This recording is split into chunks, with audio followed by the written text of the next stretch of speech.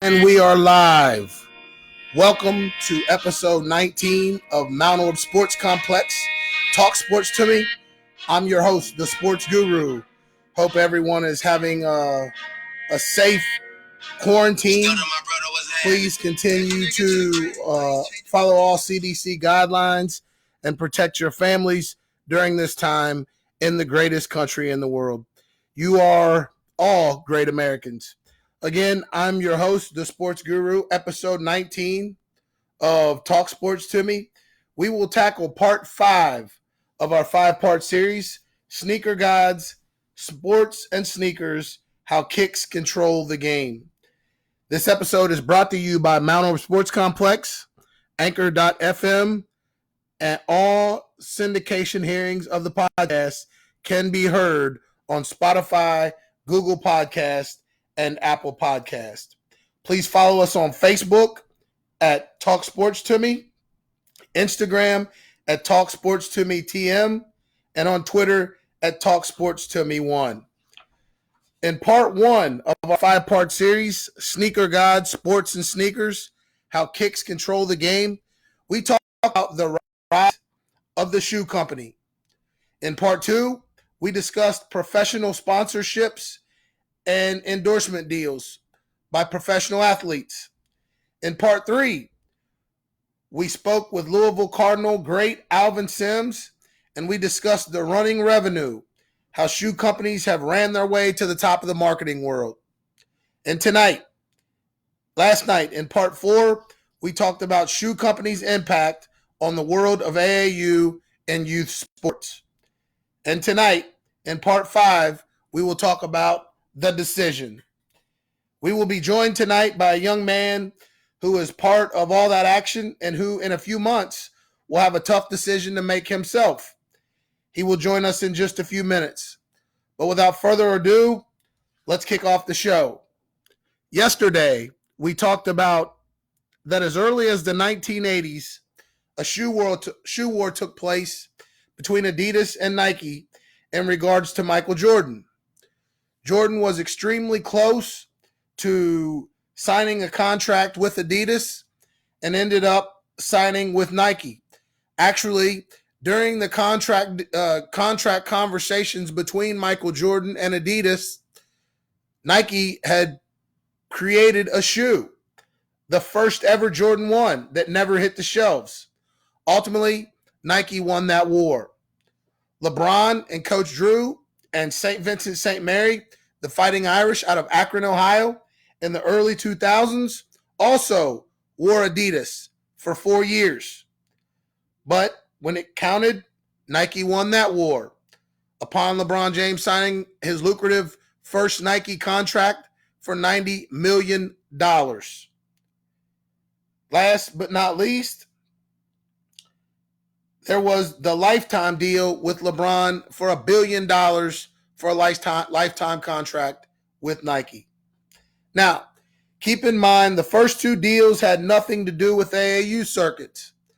However, the last deal that we will talk about did have something to do with an AAU circuit, and it had to do with the gauntlet, and that being Zion Williamson.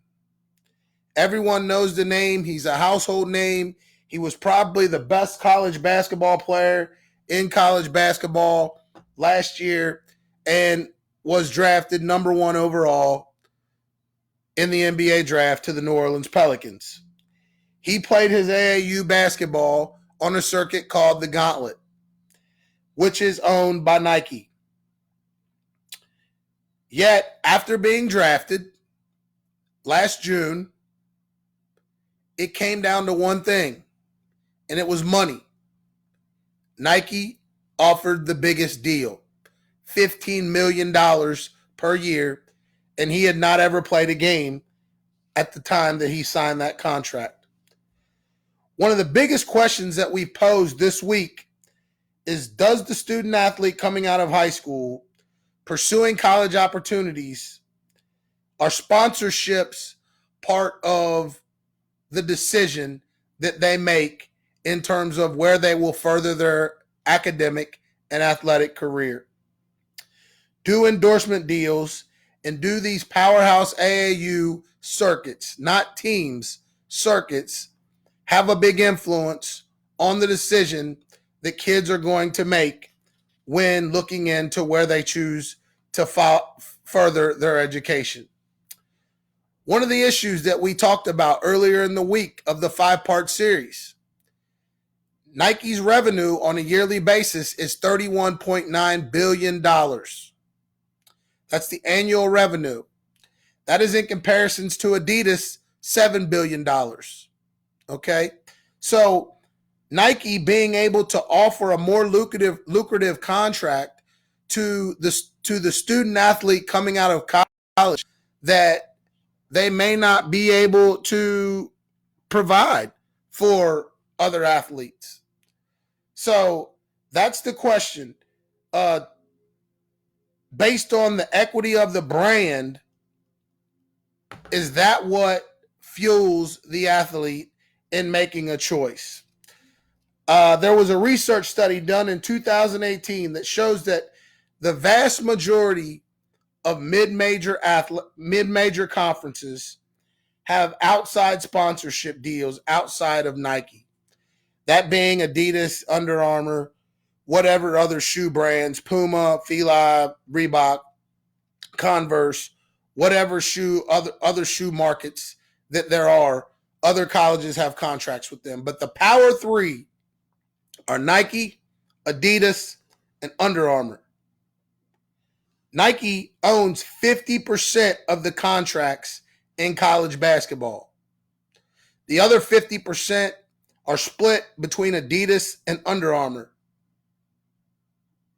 Yet, when moving on to the Power 5 schools, this is a staggering statistic. Nike owns 64.6% of those contracts.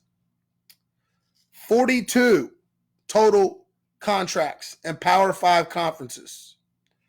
Adidas only owns the rights to 12, which is 18.5%. Under Armour owns the right to 11, closing in at 16.9%. So what we found out is that shoe companies are active in the trade of college basketball. And what I mean in the trade, when I say the trade of college basketball, is that's exactly what it is. It is a trade. It is a market, and these kids are very marketable with their athleticism and with their basketball skill. So we will, talk tonight with a young man who is involved in that trade and who has a little bit of marketability behind him. He is a young man who has done a lot of great things with the game of basketball in our community. We've talked a lot on the facts that involving shoe companies and sports, but now I want to, and the sports and revenues, but now I want to talk to a young man who is in the know and knows how the shoes company works and knows how they impact the decision of the student athlete, because shortly in a few months, he will be forced himself to make a decision. So without further ado, our guest tonight is currently a junior at Claremont Northeastern High School, a high school in southern central Ohio, in Owensville, Ohio. He is a two-time first-team All-Southern Buckeye Academic and Athletic Conference selection, first-team All-District selection, second-team All-District 16 coaches selection, second-team All-State selection, Southern Buckeye Athletic and Academic Conference Player of the Year. As a junior, he is CNE's all-time leading scorer and rebounder. He has 1,384 career points, 988 career rebounds. He has led the state in rebounding the past 2 years at 16 rebounds per game. He is a beast. If you've seen him play, he's a man amongst boys. and he is without a doubt, undoubtedly, a mid to high major D1 prospect from Claremont Northeastern High School, Skylar Smith. Skylar, how's life treating you?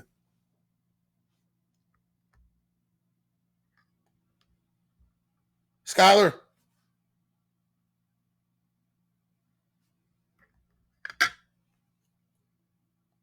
Skylar, can you hear me? Yeah, I can hear you now. Okay. How's life treating you, buddy? It's been great, seriously. Good. How have you been handling your quarantine? Are your parents driving you crazy, or are you driving them crazy? A little bit of both, honestly. So one of the questions that I have is, how have you been able to work on your game during this quarantine? I'm fortunate enough that I got a hoop out in my driveway, so I just try to get out and just work on my game as much as I can, and then I like to work out a lot in my room since I can't go to the gym right now. Awesome. So this was your final AAU season, and it looks like that may not happen. And so, I'm going to be very forthcoming and upfront. How's that going to affect your recruiting, do you think? I mean, it's definitely going to hurt because this year I was planning on having a serious breakout year. I mean, I've got one Division I offer from the University of New Orleans, but and I just got a couple of looks, but it's definitely going to impact it a lot. Okay. So tell us about your early AAU career and some of the teams that you played on. And when I say early, I mean like middle school and maybe freshman year. What teams did you play on locally? In middle school, I played, early middle school, I played for Mag Elite with Coach Chris. And then we merged with Greg Johnson's team and joined Elc&Co out of Kingdom in Franklin. And then we moved from Elc&Co with Greg Johnson to the Royals. And then my 8th grade year, I switched over to True Game with Coach Danielle Love, and I've been playing with them ever since. Gotcha. Okay, so, how did your opportunity to play on the EYBL circuit come about? And I explained to the people last night, the EYBL is the Elite Youth Basketball League owned by Nike. There are only 40 teams in the country that have the opportunity to play on those teams, which means that out of 40 teams, each team has 8 to 10 kids. So the elite teams, the elite players in the country play on this circuit. So how did your opportunity come for you to have the opportunity to play on that circuit? Well, when I was with the Royals, we had played True Game all throughout middle school and everything. So, and we was at a showcase, and a lot of True Game players were there, and so was Coach Love. And she had come up to me and my parents and told me the opportunity of how she's going to join the EYBL with True Game and everything, and she asked me to come play with her. So after she had told me that, that's when I made my decision to join her, and that's how I got into it. So that's a great opportunity, and for the aspiring young athlete that's listening, or if you're a parent and you're listening, if you want to know how to get your kids exposure and how to find your kids placement, to yesterday I said check your pulse. The EYBL or the Gauntlet or the Rise is one of the one of those 3 places is where you do that at. Those are the best players in the country, best tournaments in the country, and those are the tournaments. Those are the tournaments where the coaches are at. To be honest with you, so what EYBL team were you affiliated with at the beginning, and what team are you affiliated with it now? Is it the same team, same outfit, same program? Yeah, well, this year right now, we had merged with All Ohio Red, so we were going to be named All Ohio True Game. But since I started, I've always been with True Game. All Ohio Red was one of the top AAU programs in the country long before there were circuits, long before there was the EYBL and the Gauntlet and the Rise. All Ohio Red has always been a powerhouse Some of the best players in Ohio have played on that team. So, as part of your team sponsorship deal, give the people a little bit of understanding, like what that incorporates, what that means, what you get, as in terms of what separates playing on these circuits besides the level of competition. What separates those AAU tournaments from an NCAA tournament that's certified that the Ohio players are putting on, for instance? Definitely the difference is just like the competition is just insane.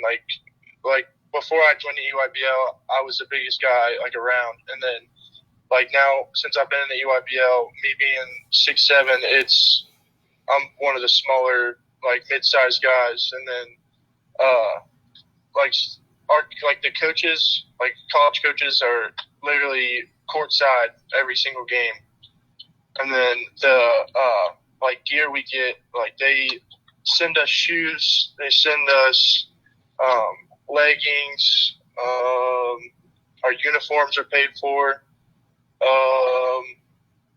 So it's a true sponsorship deal. Yes. So I've coached against you for the last 3 years, and your freshman year, you kind of were, skilled, but just way more athletic than everyone else. But your skill set has evolved over the last couple of years in terms of you being able to step away from the basket and knock down the jump shot, and your mid-range game and your post moves from being able to get from one side of the rim to the other.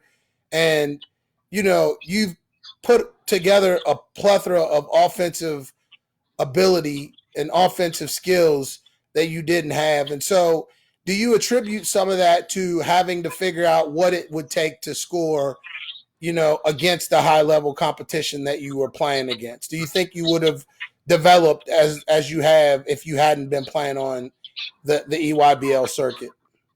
No, I really don't, because like you said, just being more athletic than everybody my freshman year, and then when I got into my first EYBL tournament, I think the dude that I had to go against was maybe 6'11", 7 foot, so it was definitely an eye opener to me. So after that, I was like, all right, I gotta definitely change my game up, and then that's when I got with Coach Ryan Granison that I've always been training with, and me and him sat down and gathered up a plan, and we just been like training ever since. Just my outside game like crazy.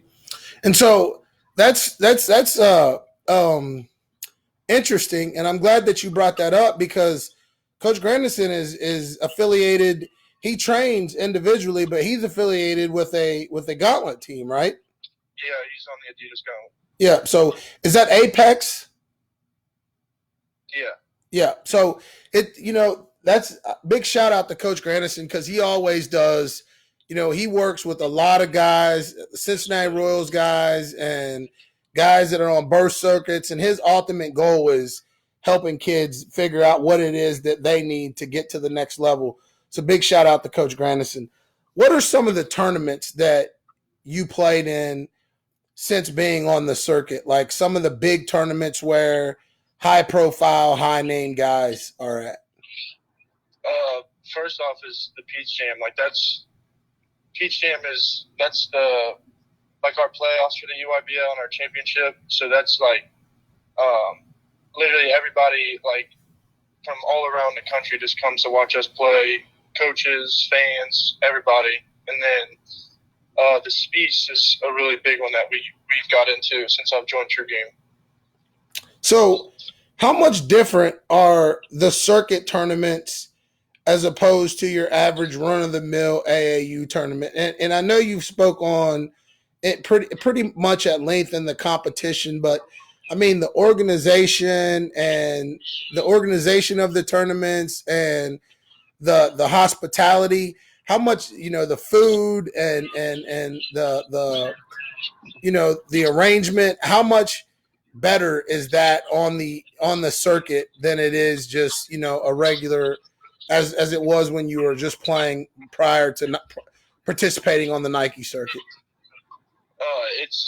It's just a completely different atmosphere. Like everything is just so organized. It's like you can't miss a beat. Like it's like game after game after game. There's no late times, and like with concession and everything, we have like we get like our food and everything. Like that's like top of the line, and then we even get like our own trainers.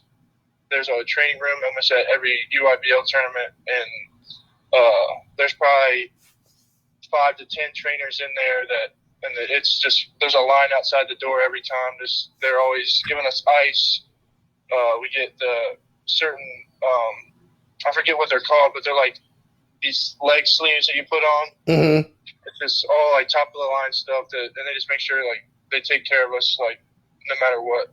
So it's really a college feel. Like these tournaments give you your first look at like a college feel. It sounds like. There are only 40 teams in the country that compete against one another in the EYBL, and out of those 40 teams, how many Division I or Division II athletes are on each team? Is it safe to say that everyone on the team is a Division I athlete? Probably, maybe Division II. Yeah, I mean, there's definitely say there's a team, 8 to 10 guys a team. I would say that on each team there would be at least 4 to 5 guys that. So I wouldn't say there's any D3 college prospects. So when you went from your local based AAU team to your circuit team, how eye opening was that for you? Like after playing in your first event, you know, you're riding home and you're with your parents, and you say what? It's like it's just so different. It's seriously it's so hard to explain because like these little tournaments around before I was on the circuit is just like it's kind of just like oh yeah like we're just playing basketball, but like seriously, it's almost pretty much like a job now. It's like it's every trip we take is a business trip. It ain't just to go play basketball. Did you when you played in your first tournament, did you realize that you were probably only as dominant as you were because you were in your bubble, so to speak? And I talk to people a lot about how good are you and how good the true testament of how good you are is how good you are when you bust out of your bubble.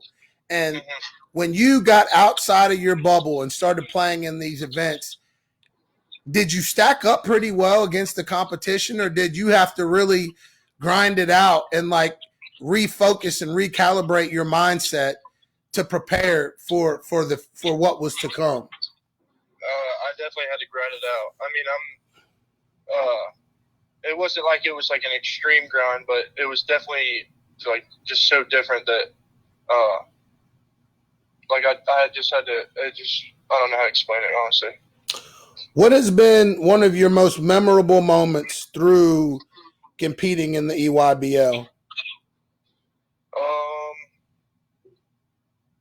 Probably freshman year when we first on this on 15U when we made it to the Peach Jam and like nobody knew who we were and we made it all the way to the Final Four. Wow, that's huge. Yeah, it was like in the Peach Jam we made it that far. So there's only now correct me, am I wrong? Is there only 16 teams per age group that qualify for the Peach Jam? Yeah.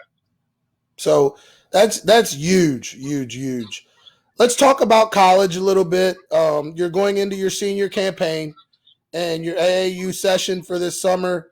And if you don't know why I call it a session, because that's what they are. Each tournament is a session.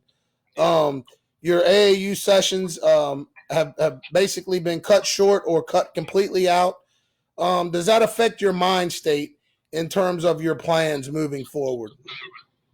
I mean, literally the only thing it does is just push me harder because now I've got to work even harder on my like for high school ball for coaches to come out and see me.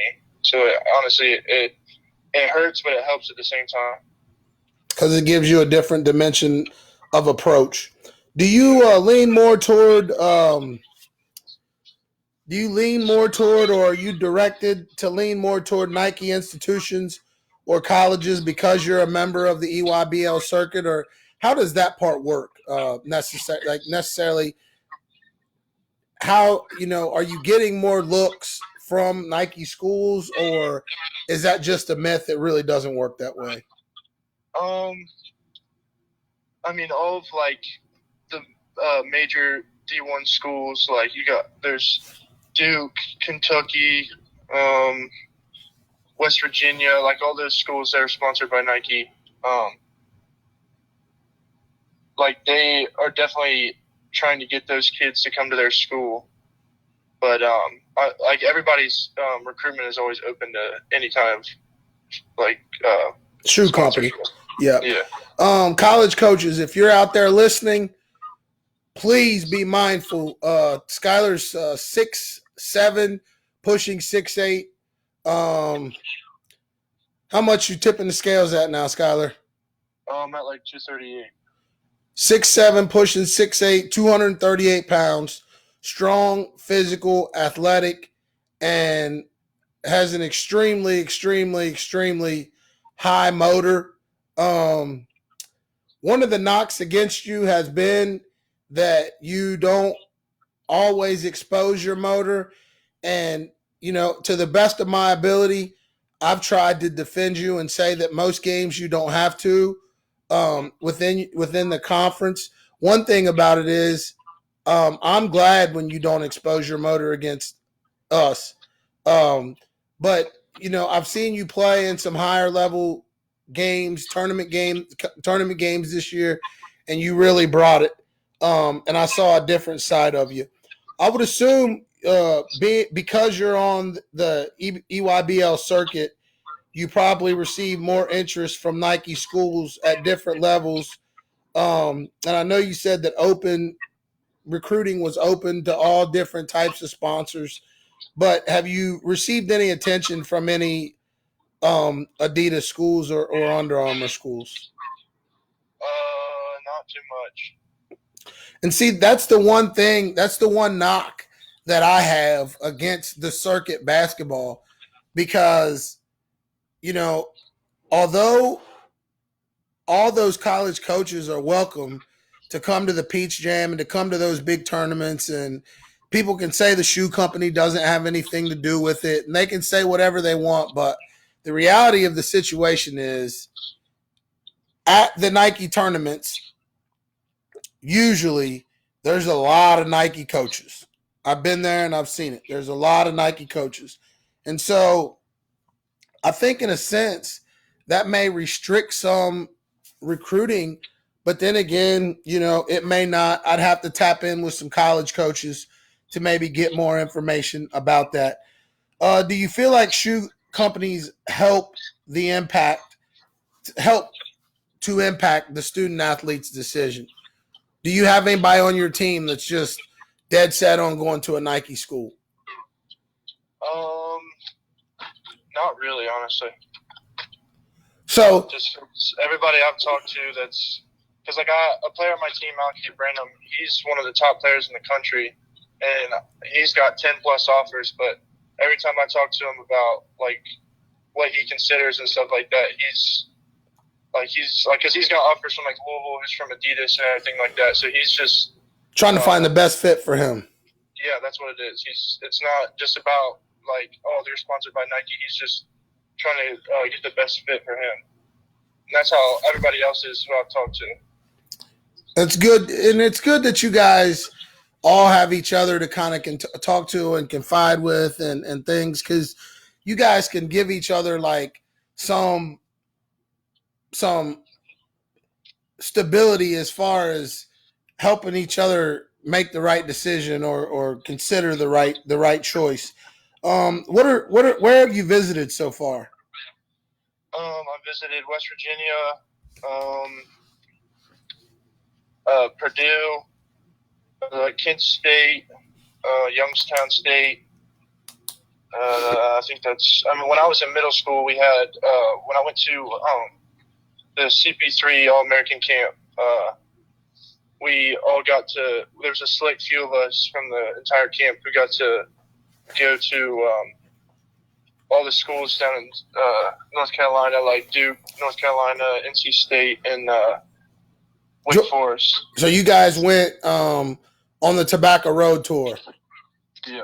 Yeah, that's Tobacco Road.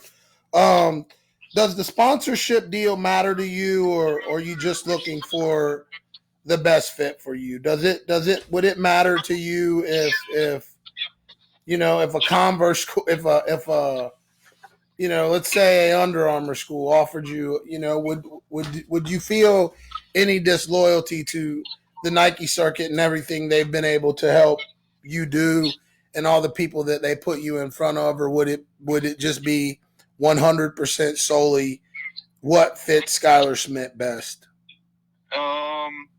It really would probably be just what fits me best, because obviously, like, everybody's ultimate goal is to make it to the NBA or overseas. So, like, I want to go to a school that, like, fits my play style, has great coaching, great hospitality, everything, so that I can also have fun, but, like, get my name out there to make it to the NBA. You know what I'm saying? Absolutely. Absolutely. What was your favorite? So I got to ask, what is your favorite all-time hoop shoe? Ooh, that's a hard question.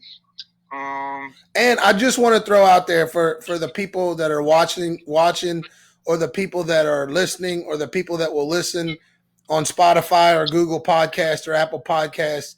Skylar is a sneaker junkie. So he's a sneakerhead. So he's got a bunch of them. So I had to ask what his favorite all-time sneaker is. It'd either be my Toro 4s, my Jordan Toro 4s, or the Jordan 1 Top 3. Those are two nice kicks. Those are two of my favorites. The 3s and the Concord 11s are my favorite. The OG 3s and the Concord 11s. The KD2s. Yeah, I'm a real big fan of KD2s. Yeah, those are nice too. What shoe were you wearing when you played your best ever game, and what were your numbers that night, if you can remember?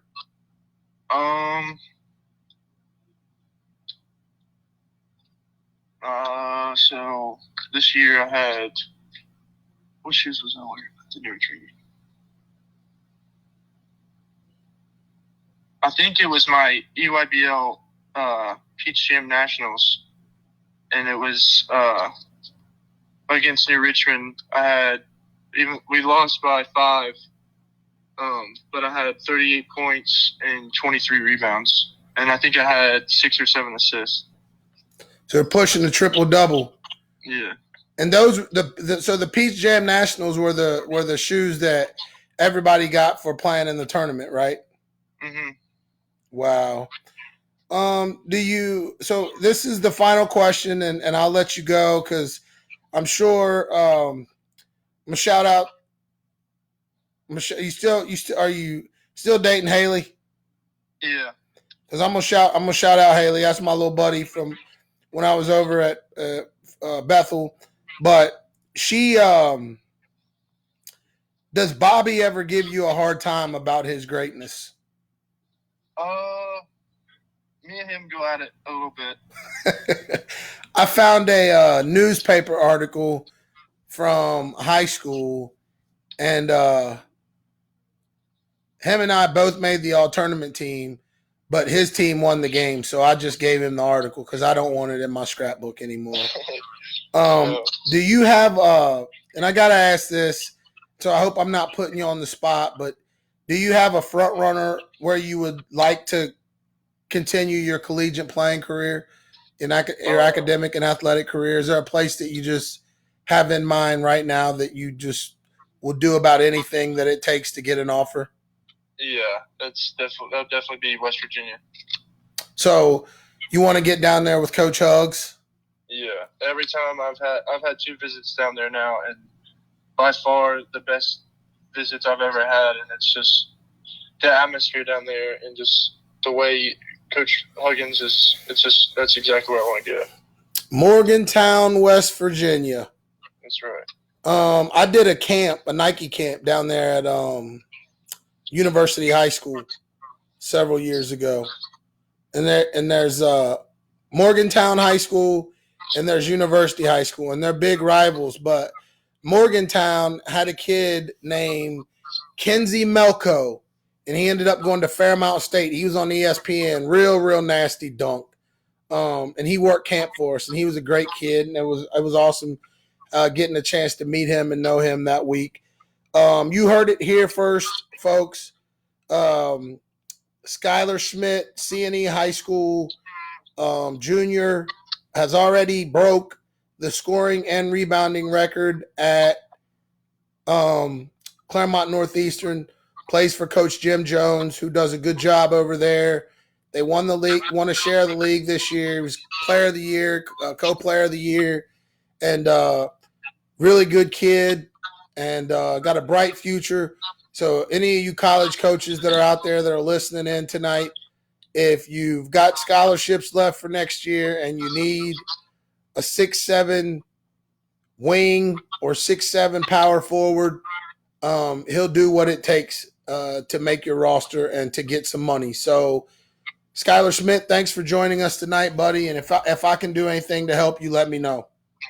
Thank you for having me. Yes, sir. Skylar Schmidt from Claremont Northeastern High School was our guest tonight, and he is a very, very good kid. It is Friday night, and I'm not going to keep you guys for the complete hour tonight, just based on the fact that I'm sure you've got some things that you would rather do. Point was made. Hopefully the point was taken.